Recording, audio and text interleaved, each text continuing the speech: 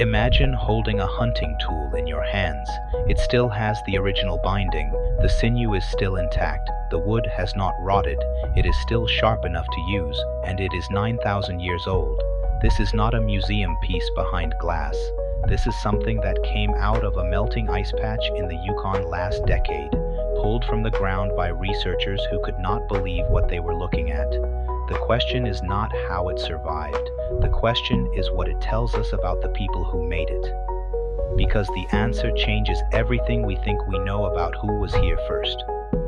By the end of this, you will understand why archaeologists are calling what is coming out of these ice patches the most important discovery in North American prehistory, and why almost nobody is talking about it. For most of recorded history, the Yukon has been treated as empty space, a vast frozen corridor that early humans passed through on their way somewhere else, crossed quickly, not settled, not studied. That assumption shaped everything.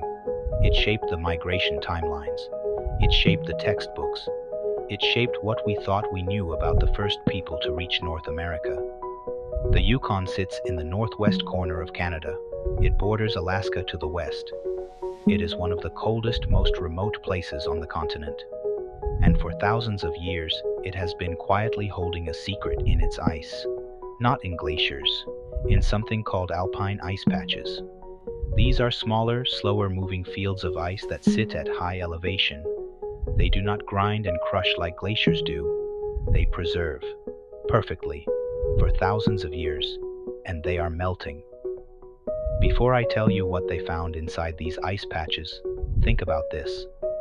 How long can a wooden object survive in open air? Take a guess. Drop your answer in the comments below, because every answer you can think of is wrong. The first major discovery came in 1997. A sheep hunter in the Yukon stumbled across something sticking out of a melting ice patch at high elevation. It was a dart shaft, a throwing weapon, made of birch wood, wrapped in sinew, tipped with a carved point. It was in perfect condition. Researchers dated it to 4,300 years ago. That alone was extraordinary, but it was only the beginning. After that first dart shaft, researchers from the Yukon government and First Nations communities began a systematic search. They called it Ice Patch Archaeology, and what they found over the next 2 decades rewrote the occupation history of the entire region. They pulled out more dart shafts, atlatls. These are throwing boards that give a hunter the leverage to launch a dart at speeds close to what a modern compound bow can achieve. They found arrow foreshafts, snares, tools for processing meat, cordage made from plant fiber, feathers still attached to projectile shafts, all of it preserved, all of it organic, all of it impossible to survive anywhere else on Earth for that length of time. If what you are hearing right now is making you question what you thought you knew about North American history, stay with me. Because what the ice revealed next is the part that the mainstream timeline cannot absorb. Subscribe now so you do not miss where this goes. Here is the detail that stopped researchers cold. One of the atlatl darts they recovered still had the original sinew binding intact. After thousands of years in ice, the binding had not decayed. It had not loosened. Researchers could determine the exact wrapping technique the hunter used. They could reverse engineer the hunting method from a single tool. Tell me in the comments, what does a detail like that tell you about the people who made it? But here is where it gets strange. The oldest artifacts coming out of these ice patches are not 4,000 years old. They are not 5,000 years old. Some of them are pushing 9,000 years. That puts human hunters in the high alpine terrain of the Yukon, at a time when the standard migration model says they should barely have arrived on the continent at all. The accepted model for human arrival in North America places the first people crossing from Siberia roughly 15,000 years ago. They moved south through a corridor between 2 ice sheets. They spread across the continent. That is the textbook version. The Yukon ice patch evidence does not break that model completely, but it compresses the timeline in a way that demands explanation. People were not just passing through. They were living at high elevation. They were hunting caribou in alpine terrain. They had developed sophisticated tools specific to that environment 9,000 years ago. And the tools themselves are evidence of something else. These are not primitive weapons. The atlatls found in the Yukon are engineered objects. They are shaped to specific dimensions that maximize throwing power and accuracy. The dart shafts are tapered in a way that improves flight stability. This is not trial and error. This is accumulated knowledge, passed down across generations, which means the people who made these tools had been in the Yukon long enough to develop and refine a hunting technology specific to the terrain. That does not happen in one generation or two. The ice is not just preserving objects, it is preserving evidence of a culture that had deep roots in a place we thought was empty, and we have not even gotten to the strangest part yet. Stay with me. The Yukon First Nations communities, particularly the Champagne and Aishihik First Nations and the Kluane First Nations, did not need archaeology to tell them this. Their oral histories already described high alpine hunting. They already knew caribou were hunted at elevation by their ancestors. For them, the ice patch discoveries were confirmation, not revelation. That gap between what indigenous oral traditions have always said and what academic archaeology was willing to accept is part of what makes this story important. The ice did not discover a new history. It validated one that was already being told. Here is where the layers of this story become harder to ignore. Layer 1. The surface explanation most people accept. Ice patch archaeology is a niche field. The discoveries are real but limited. A few hundred artifacts across several decades of research. Interesting, but not earth-shaking. Layer 2. The documented evidence that complicates that explanation. Researchers estimate that the Yukon alone contains hundreds of ice patches that have never been archaeologically surveyed. The patches that have been studied represent a fraction of the total area.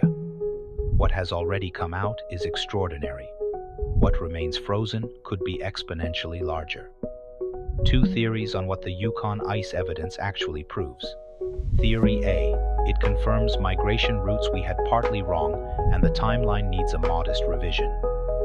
Theory B. It proves a civilization existed here far earlier and with far more sophistication than anyone has officially acknowledged.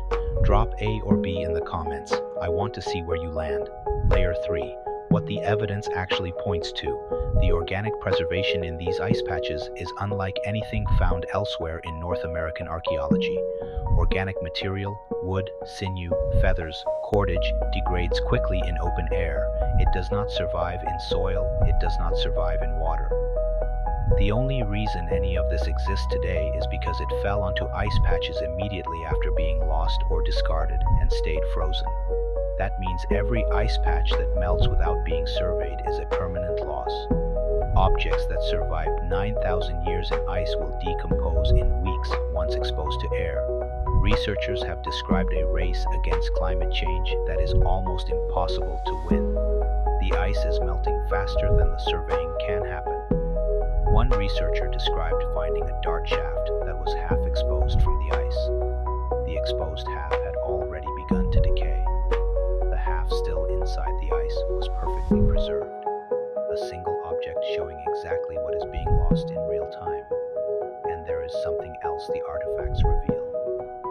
The caribou hunting recorded by these tools followed specific migration routes. High alpine routes that the animals have used for thousands of years.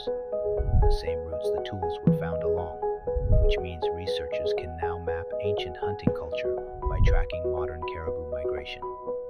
The animals remember the routes. The ice preserved the evidence of the hunters who followed them. That connection between living wildlife migration and 9,000-year-old hunting tools is the kind of thread that makes this story bigger than archaeology. It is ecological history, cultural history, environmental history, all locked in the same ice, all melting at the same time. I opened this with a question. What does a 9,000-year-old hunting tool tell us about the people who made it? Here is what the evidence actually says. It tells us they were not wanderers. They were not people passing through on the way way to somewhere else. They were specialists. They knew this terrain at a level of depth that takes generations to develop. They engineered tools for specific animals, in specific conditions, at specific elevations. That is the knowledge of people who belong to a place. The mainstream history of North America starts the story too late. It starts with arrival, with migration. It does not account well for what happened after, for the depth of occupation, for the sophistication of the cultures that developed in places like the Yukon High Alpine. The ice patch artifacts are not just objects, they are evidence that the story we have been telling is incomplete. And here is the final detail, the one that reframes everything. Researchers believe the caribou that still migrate through the Yukon Alpine today are descended from the same herds those hunters pursued 9,000 years ago. The animals have maintained the same routes across 100 centuries. The tools preserved in the ice are evidence of a relationship between people and animals that has never fully broken. The ice kept that secret, and it is giving it back to us now, one melting patch at a time. What you just watched is one piece of a much larger story about who the first people of North America really were. The next video I am putting out goes deeper into a part of that history that has been actively buried. Subscribe so you are there when it drops, because this is not a story that ends here.